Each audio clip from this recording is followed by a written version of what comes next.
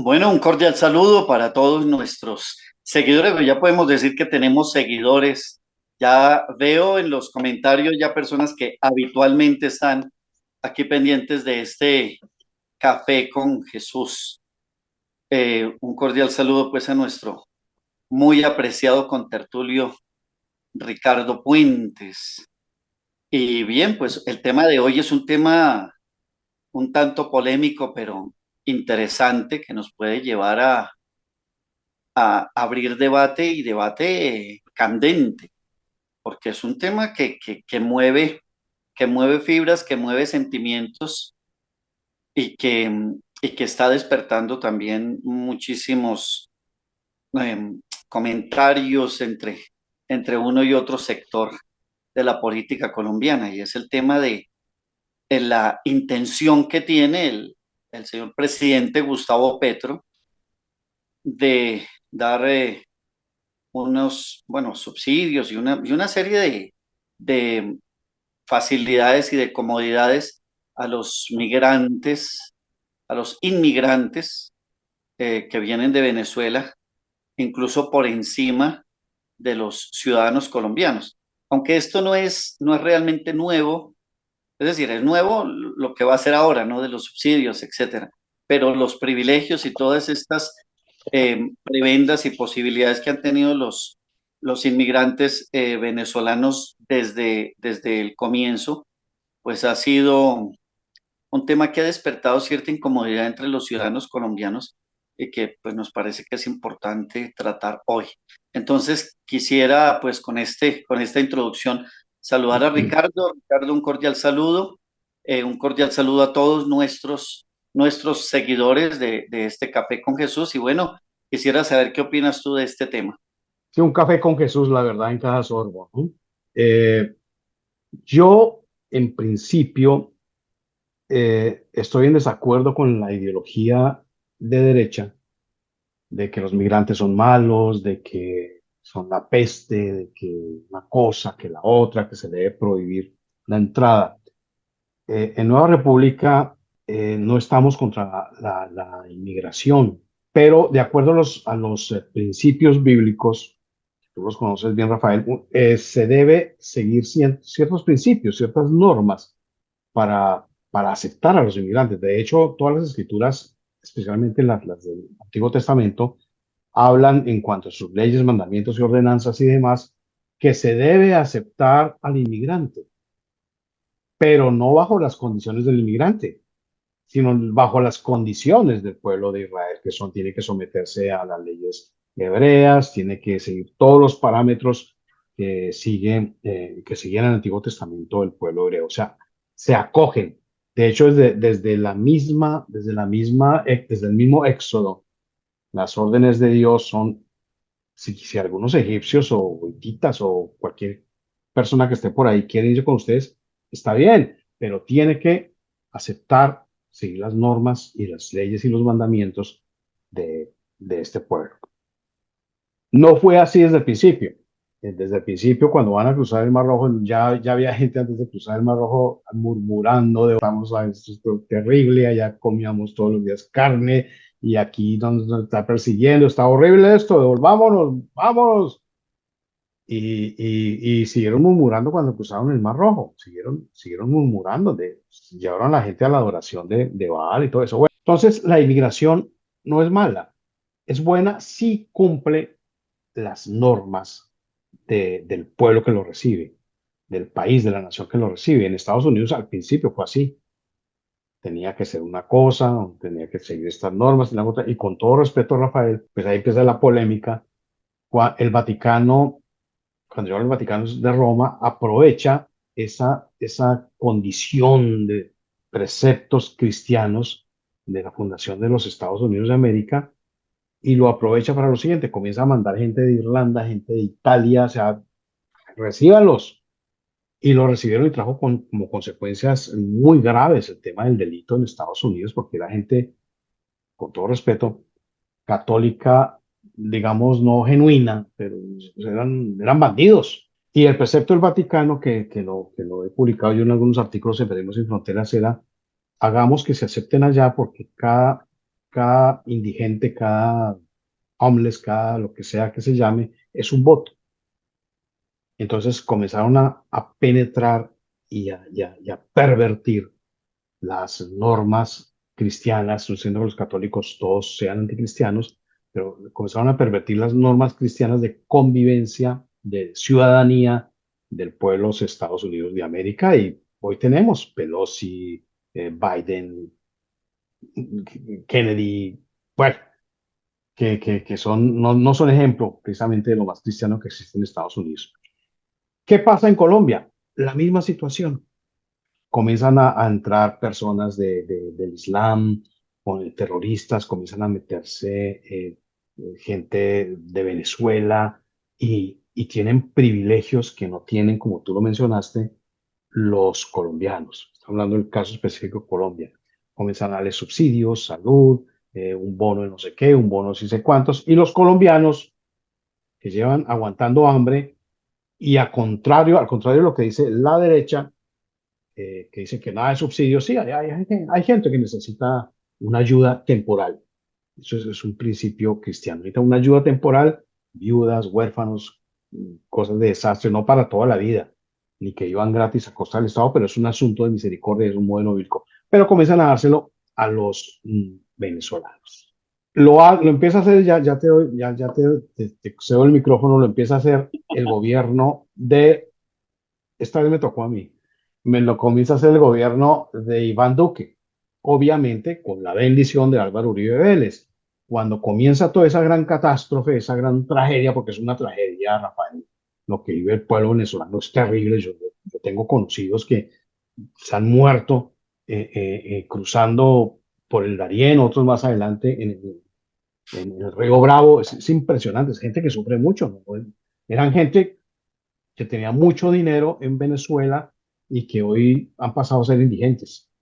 Entonces, cuando la primera oleada de inmigrantes de Venezuela, desde Venezuela a Colombia, es de gente de las cárceles y gente de lo más bajo que hay, lo sueltan, Uribe lo sabe, el uribismo lo sabía, y hace que se le abran todas las puertas.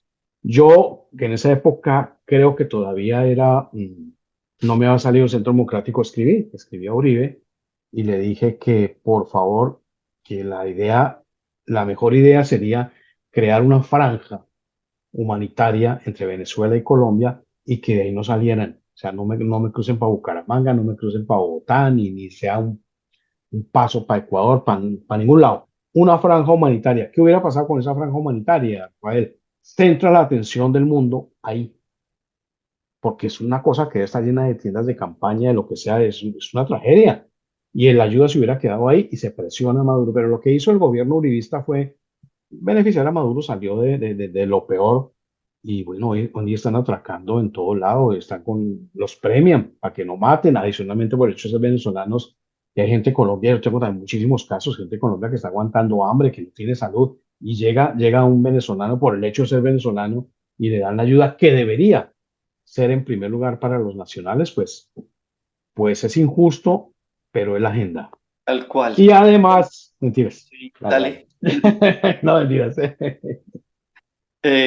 Bueno, has tocado muchos tópicos, muchos temas con los cuales básicamente estoy plenamente de acuerdo. No veo tanto debate, por lo menos entre nosotros, en ese tema, ¿no? En primer lugar, el tema de los principios bíblicos.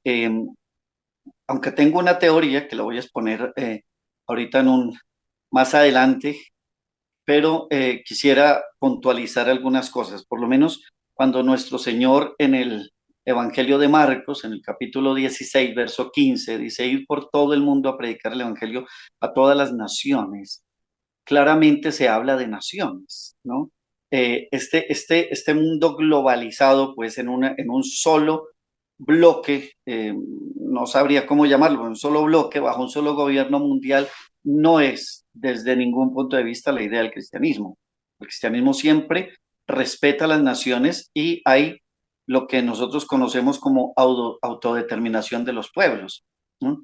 Una cosa es que se conviertan en cristianos, pero por lo menos cuando los gobiernos fueron cristianos, pues igual cada país existía independiente del otro. Eran cristianos, eran reinos cristianos, pero cada uno existía independiente y tenían su folclore, tenían su gastronomía, tenían temas culturales propios, etcétera. No esto que se está haciendo. Tú tratas un tema también muy importante que es el tema de la islamización. Europa está afrontando una islamización terrible. O sea, yo publicaba en estos días precisamente que está Alemania, Francia, España, están ya en unos niveles de inmigración bastante complicados y también teniendo esa misma situación, porque no es solamente de aquí, teniendo esa misma situación de que los inmigrantes, por ejemplo, si nosotros queremos viajar de aquí para Europa, nos van a exigir ciertos requisitos, no es simplemente yo cojo un avión y me subo porque quiero ir a Europa y ya, no, debo tener cumplir unos requisitos. Pero si llega un barco lleno de inmigrantes Un musulmanes, avión. sí, un avión, no hay ningún problema, aterriza y ya. Usted Sí. entra y ya, no tiene problema y de hecho le empiezan a dar una serie de ayudas. El gobierno de Sánchez, por lo menos en España, ha sido abanderado pues de todo esto. Entonces, es un tema que estamos viendo a nivel global. Ahora, puntualmente, en este tema de Venezuela, es decir, nunca se me hubiera ocurrido lo que tú proponías de la franja humanitaria, pero me parece una idea genial. Es decir, me parece que hubiera sido un tema, además de control, muy importante, porque se podía controlar esta población y se podía prestar una ayuda humanitaria mucho más óptima, ¿no? ¿Qué veo yo? Y es, digamos, la parte de la teoría que seguramente que me ha venido dando vueltas en la cabeza, porque además tú dices, es que esto no es del gobierno de Petro, esto ya venía. Duque impulsó muchísimo. Tengo una amiga que trabaja en el sector de la salud y entonces ella me contaba hace unos meses, me contaba que, no, de hecho hace unos meses, no, antes de que Petro llegara a la presidencia, cuando todavía estaba Iván Duque, y me decía, es que es increíble. O sea, una persona llega por su EPS a solicitar una consulta, una cita médica, y le dicen, bueno, tenemos agenda para dentro de 3 meses, o sea, tal fecha, en tal mes. Pero si llega un venezolano, entonces le dicen, ah, no, usted es venezolano, usted hace fila allí en la otra ventanilla y lo atienden inmediatamente. Pero, cómo así? ¿Cómo es posible? O sea, Sí. a él lo pueden atender inmediatamente y a mí no.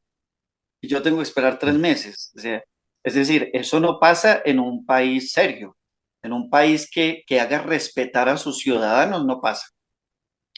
Ahora, respecto de otra cosa que tú también decías, por lo menos el que llegaba como inmigrante, porque sí, el libro del Deuteronomio, el libro del Levítico son claros en eso, no desampararás al extranjero que habite en tu tierra. Eso es clarísimo en el texto de la ley, de la Torá. Pero es claramente eso, tiene que someterse a la ley.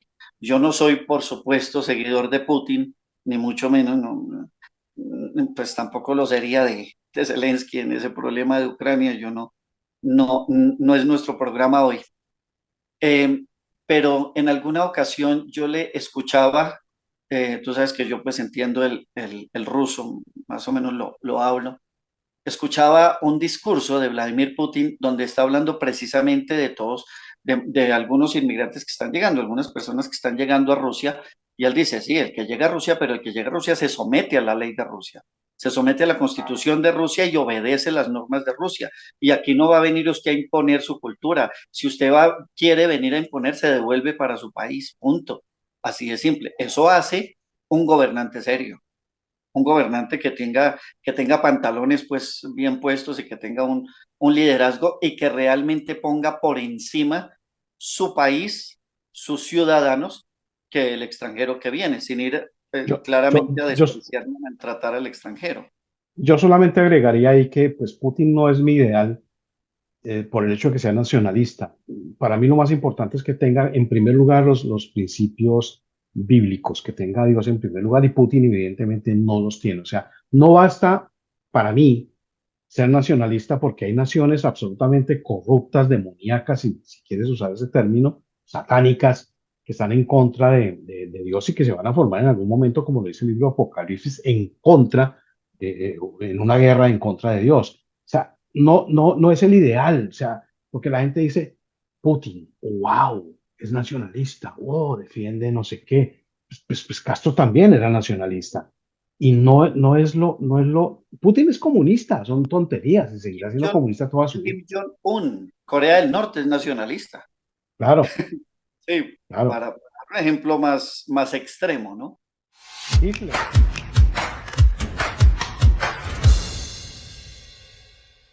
Extremo, ¿no? Hitler era Sí, nacionalista. sí, por supuesto, yo tengo claro, por eso te digo, yo no es mi santo de devoción Putin, ni Zelensky, ni nadie, de hecho nadie. O sea, el único a quien yo me doblo mis rodillas ante el Señor, de resto no más. Pero en ese aspecto sí, ese discurso de Vladimir Putin me pareció muy interesante porque él dice, ustedes no vienen aquí a imponer ni sus costumbres, ni su cultura, ni nada. O sea, usted puede vivirla, punto, porque pues tampoco le voy a decir que deje de ser musulmán porque usted es musulmán. Es decir, yo le puedo predicar y tratar de convertirlo al cristianismo, que es el trabajo pues del cristianismo, pero no le voy a obligar por ley a que se tiene que convertir al cristianismo porque pues tampoco. Pero sí respeta, pero sí respeta que usted está aquí en casa ajena y como decían las abuelas, a donde fueres, haz lo que vienes. Bien, ahora paso al tema que te decía de mi teoría. Yo creo, y aquí debo hacer digamos, la explicación muy, muy, muy detallada, sin extenderme, pero sí detallada. Una persona, digamos, ¿cómo funciona? No vamos a profundizar en el tema, pero ¿cómo funciona el socialismo? El socialismo engaña al elector, porque básicamente lo engaña diciéndole que el rico es rico porque simplemente es un ladrón y usted es pobre por culpa del rico. Y ya, digamos, es una cosa muy simplona, pero pues es así. O sea, aquella persona vive en una mansión porque existe algo que se llama la plusvalía y la plusvalía es el dinero del trabajador que no se le paga y del cual se apropia el dueño de los medios de producción. Entonces, usted es pobre porque a usted no le están dando las condiciones suficientes y su trabajo, el fruto de su trabajo, el producto de su trabajo, se lo apropia el empresario y el empresario vive en una mansión y es el equivalente de la riqueza de él, es la pobreza suya. Y entonces, si usted me elige, pues entonces yo le voy a quitar al empresario y le voy a dar a usted. Y entonces vamos a hacer una repartición de la riqueza. Es como, digamos, muy, muy resumidamente, es decir, expresar el marxismo de alguna manera. Entonces, la gente se lo cree, el pueblo se lo cree. Listo, llegan al poder. Cuando llegan al poder, ¿qué hacen? Empiezan a apretar con impuestos, empiezan a apretar con impuestos porque es el primer paso, empezar a apretar con impuestos a los empresarios y entonces el empresario llega a un momento en que ya no puede más y se revienta. Entonces cuando se revienta, si tiene cómo, se va del país, si no, pues lo expropian y le quitaron su empresa, le quitaron lo que tenga. Ahora esa empresa pasa a manos del Estado. Y cuando pasa a manos del Estado, pues hay que montarle un gerente, pero el problema es que ese gerente no es un empresario, ese gerente no ha luchado 20 o 30 años como lo hacía el dueño anterior de la empresa porque le dolía, porque fue su trabajo, era su empresa. No, ahora es un cargo político. Entonces usted va a ser el gerente de esta empresa. Y resulta que esa persona no tiene ni idea de cómo se maneja esa empresa, pero pues usted es el gerente de la empresa. Entonces vamos a suponer que es un supermercado. Cuando esta persona llega, como no tiene idea, pues entonces simplemente llega a hacer lo que mejor le parece y lo que mejor le parece es empezar a robar y como no sabe manejar el tema, pues va a quebrar ese supermercado. Entonces empieza a ver la escasez de alimentos y todo esto y esto hace que haya migración. ¿Y quiénes van a emigrar? Pues los jóvenes, porque el que tiene 70 años ya no va a emigrar, ya no. Entonces salen los jóvenes se distribuyen en todos estos países, entonces llegan a Colombia. ¿Y llegan a Colombia a qué? Pues a buscar recursos para poderle enviar a su familia. Y ahí empieza la primera parte para mí del problema. ¿Por qué? Porque llegan las personas y entonces llegan al Transmilenio, empiezan a cantar en el Transmilenio o empiezan a trabajar en una u otra parte, lo que sea, generalmente de manera informal, y la gente les empieza a dar dinero, les empieza a dar dinero, les empieza a dar dinero. ¿Y ese dinero para dónde se va? Yo hablaba con un diputado de Venezuela, digamos, de la disidencia, de los no amigos de Maduro, sí amigo de Guaidó en su momento. Y yo le preguntaba, le decía, bueno, ¿cuántos venezolanos hay en Colombia? Él me decía, bueno, nosotros tenemos registrados 4 millones, pero muy seguramente hay más. Es decir, es una cosa muy complicada. Ahora, supongamos que son 4 millones, esos 4 millones. Esos 4 millones vienen y devengan un salario mínimo, un millón algo, que de hecho en un Transmilenio pueden ganar más, ¿no? En un Transmilenio pueden hacer más. Pero digamos millón algo. De eso envíen a su país 500.000 pesos mensuales. Multipliquemos 4 millones de personas por 500.000 pesos. Eso son 200.000 millones de pesos, si no estoy mal. Sí, sí, sí, digamos, mi matemática aquí en la mente no me está funcionando mal. Estoy haciendo una cuenta así de la mente simplemente. Por favor, el que tenga calculadora, discúlpeme si no son 200.000 millones o si son 2 billones o algo así. Se va ese dinero para Venezuela. En un año, ¿cuánto dinero es eso? ¿Cuánto dinero? Ahí sí son billones. Ahí sí ya estamos hablando de billones, claramente. En un año. Ok. Entonces, estamos enviando billones de pesos para Venezuela. Cuando esa familia venezolana recibe el dinero, ¿qué hace con ese dinero? Pues correr al supermercado a comprar. Y resulta que ese supermercado es del Estado. Así que finalmente va a parar a los bolsillos de Maduro, de Diosdado Cabello y de toda esa mafia corrupta pues que existe allí.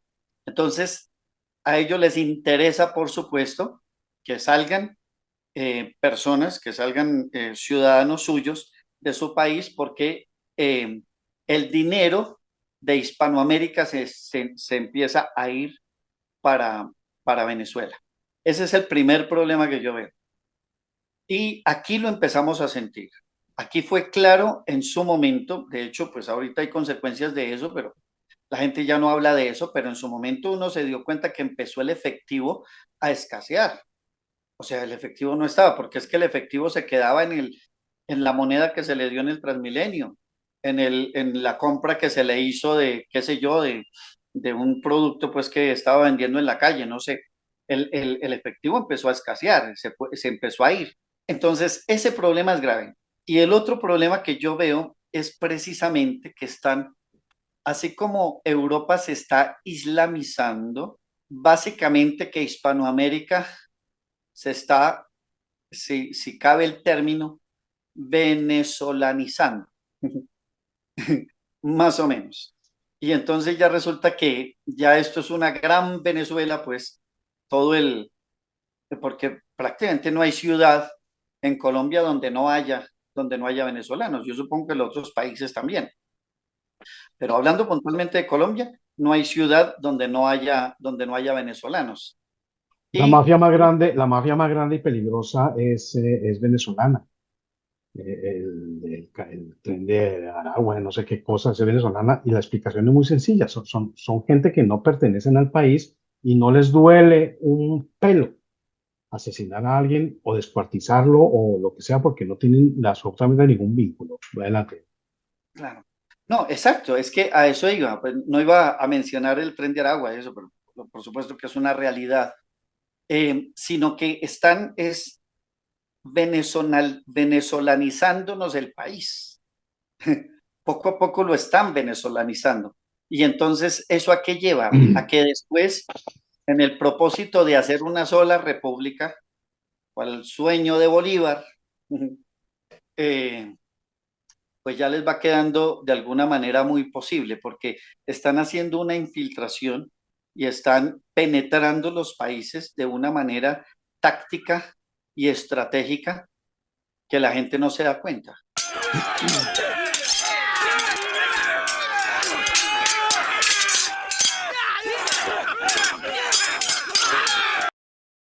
Hola. Recientemente YouTube habilitó la posibilidad de membresías para este canal. Esa es una muy buena noticia, ya que podemos ofrecer beneficios especiales a quienes se unan como miembros del canal.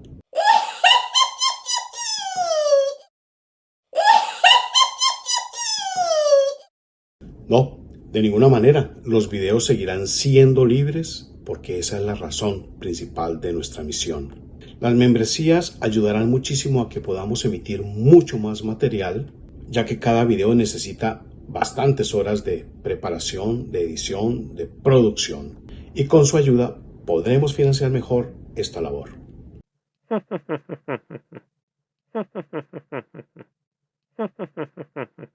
Tiene varios beneficios. Las conferencias y talleres que ofrecemos de cuando en vez no tendrán absolutamente ningún costo. Tendrán copia gratuita de los libros que se vayan publicando a futuro. Tendrán acceso privilegiado a las charlas y sesiones de preguntas que vayamos a tener en el futuro. Acceso a emisiones en directo, emojis e insignias especiales que los identificarán como miembros de este canal. Solo dele clic en unirse. Es muy sencillo. Y ahí pueden escoger la clase de membresía a la que desean pertenecer. Esta es una nueva alternativa para que ustedes, si lo desean, nos apoyen. Denle clic aquí en unirse. Y de nuevo, las personas que ya están suscritas, no se preocupen, no va a pasar nada, nada cambiará, seguirán siendo igual que antes, teniendo acceso a nuestros videos que regularmente publicamos. Muchas gracias.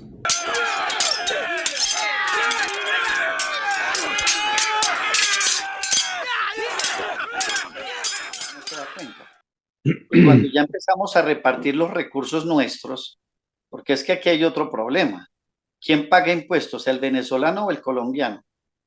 Evidentemente los colombianos pagamos impuestos para darle subsidio a los venezolanos. Uno dice, pues, espere, está bien que hay que atenderlos, como tú lo decías hace un momento, pero, ¿cómo es el tema? O sea, yo aporto para que me vengan a venezolanizar el país y finalmente, pues, que esto termine siendo una sola república y no sé cómo se irá a llamar, pero veo que detrás de esa Venezodomizar, ¿cómo es? venezolanizar. Ah, Eso entendí, es un término que no está en el venezodomizar. diccionario porque me lo estoy inventando, ¿no? Es que están haciendo eso, esto va a ser, finalmente esto va a ser una gran Venezuela, todo el continente, desde, incluso hablando de Norteamérica, porque tú sabes que México bueno, México es mal dicho, ¿no? Los Estados Unidos mexicanos son Norteamérica. Entonces, desde parte de Norteamérica, que serían los Estados Unidos mexicanos, hasta Argentina, venezolanizado, ¿no? Una gran Nos Venezuela. están, nos están venezodomizando. Eso me suena más grave. Eso es gravísimo. Eso me suena más grave, claro. Yo quiero comentar algo ahí antes de que continúe, Rafael, y es lo siguiente, y perdóname la interrupción. No, dale. Yo no veo el asunto tan complicado como política internacional, como wow, la producción del dólar, de la inflación, del PIB. No, el asunto es tan sencillo como bíblico. Cuando Dios establece las 12 tribus de Israel y los define geográficamente, geopolíticamente, si quieres usar un término moderno, sabía que era por eso. Lo que haga la tribu de Dan se queda en su territorio y la maldición para la tierra de Dan es su maldición. Lo que haga Judá, lo que haga Rubén, lo que haga cualquiera de las 12 tribus, Benjamín, lo que sea, Efraín, cualquiera de las 12 tribus se queda en su territorio. Dios sabe, y en la Biblia demuestra que cualquier cosa que se haga dentro de ese perímetro geográfico, soberanía, usemos un término moderno, dentro de esa soberanía, las consecuencias buenas o malas se quedan en ese límite geográfico y así lo demuestran las escrituras. Entonces, el asunto no es que entren venezolanos, pues que entren, pero que se sometan, que no se vuelva esta una colonia venezolana donde vengan a hacer lo que se les dé la real gana desde el punto de vista de Colombia, sino si se someten ahí a las normas colombianas, en el caso tal de que fueran cristianas, etcétera, pues no van a traer las maldiciones que tiene el pueblo venezolano, que son bastante graves, relacionadas incluso con el espiritismo, con todo ese tipo de cosas, tú lo sabes. Entonces, eso queda conjurado. Pero el problema grave no es la llegada de gente, ni siquiera los subsidios, sino el problema es que llegan y no se someten a la normatividad colombiana, como en el pasado, como en el ejemplo bíblico, la gente llegaba es que si yo era de la tribu de Judá y me iba para el territorio de Efraín, tenía que someterme a las normas de allá y llevaba el pecado, si pasaba algo ahí, o la bendición, si estaba pasando algo bueno ahí. Entonces, el ejemplo es bíblico y eso es lo que desde Nueva República también, Rafael, te lo quiero recordar, enseñamos. Ese es el tema de la soberanía, no es tanto de que no se me pase, sino que hay unos efectos, unas consecuencias, llámenlas espirituales, si quieren llamarlas espirituales, pero que tienen un efecto absolutamente terrenal, si gusta ese término, fáctico, de algo que podemos estar sintiendo, y es que ya lo vemos en Colombia, crimen por donde quiera, drogadicción por donde quiera. O sea, esto es una república, es una gran Colombia. Yo, es decir, lo que más me preocupa es, y tiene que ver con lo que tú estás diciendo, lo que más me preocupa es cuál es el propósito, cuál es el fin de eso. Porque eso no es que eh, Gustavo Petro tiene un corazón muy grande y le gusta ayudar a la gente, ¿no? Un tipo que secuestraba y que es un criminal, no sé hasta dónde quiera ayudar a las personas. Ese discurso demagógico no me lo voy a tragar yo. O sea, ese sapo no me lo va a tragar yo. Entonces, ¿cuál es el propósito? Yo creo en gran medida que está buscando ir dando algún paso hacia la unificación, por lo menos inicialmente de estos dos países.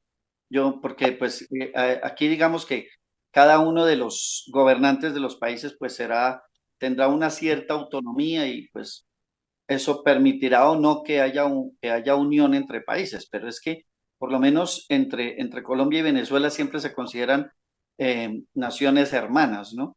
O repúblicas hermanas, porque ya no hablamos de términos de nación, pueblos hermanos. Yo creo que está buscando eso, es decir, si ya está buscando la unificación de PDVSA con Ecopetrol, es decir, están buscando unificar muchas cosas, no sabemos qué más está en la agenda. Algo que tengo muy claro es que él, y lo hablábamos en unos programas anteriores, es que él no tuvo una derrota real, a pesar que todo el mundo la vea en las elecciones pasadas, porque el tema de que hayan ganado muchos del uribismo en muchos sectores del país no quiere decir que se haya derrotado a Petro, quiere decir que eso es parte del mismo juego, es parte del mismo tablero de ajedrez en el que nos tienen y en el que hacen que la gente pues piense que realmente hay una enemistad entre ellos dos y que son dos bandos contrarios. A mí me sigue preocupando enormemente lo que va a pasar a partir del 1 de enero, que estamos próximos a menos de una semana, en que ya se posesionen alcaldes y gobernadores y ya terminó todo este tema político electoral, este ejercicio, que era muy seguramente lo que el señor Petro estaba esperando para poder entrar a trabajar ahora sí en una agenda que muy seguramente tiene él elaborada desde hace mucho tiempo y en la que estarán participando muchísimos sectores enemigos realmente de la sociedad y enemigos del ciudadano, del buen ciudadano. Yo creo, no sé si tenga Petro el atrevimiento, la osadía de proponer una Asamblea Nacional Constituyente. No sé si tenga esa osadía. Sé que está en su mente. Eso lo tengo clarísimo. Y en la Porque mente de Uribe.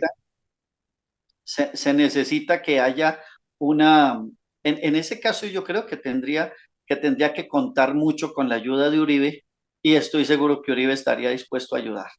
Está dispuesto Estoy- porque ya lo ha publicado en Twitter, el Gran Acuerdo claro, Nacional, la POI, todos, todos. estoy seguro que estaría dispuesto a ayudar. Ujú. Entonces, creo que esa jugada política de cómo quedó el mapa electoral sirve mucho para ese propósito, porque ya no va a quedar como una idea de la izquierda, en teoría de la izquierda, sino que queda como una idea de la derecha, supuesta derecha, a lo que pues va a apoyar muchísimo, van a apoyar muchísimos sectores. Ahora, ¿cómo se hace esa Asamblea Nacional Constituyente? ¿Quiénes van a ser los constituyentes? ¿Y cuál va a ser el resultado de esa constitución? Que con mucha seguridad va a ser una constitución en gran medida calcada de Venezuela.